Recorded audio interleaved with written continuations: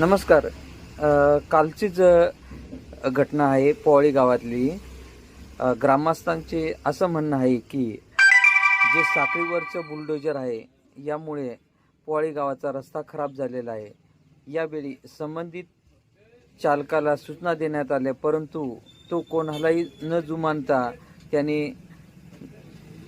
साखळीवरचा JCB घेऊन पोवाळी गावाच्या रस्त्याची दुरवस्था केली आहे. ठिकठिकाणी यामुळे खड्डे पडले आहेत.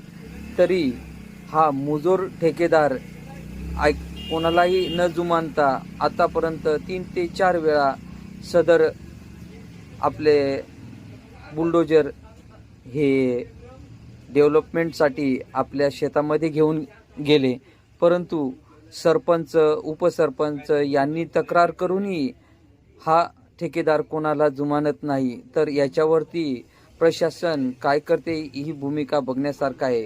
कारण की प्रशासन याला काय कारवाई करणार या गोष्टीकडं पोवाळी ग्रामस्थांचे लक्ष लागले आहे.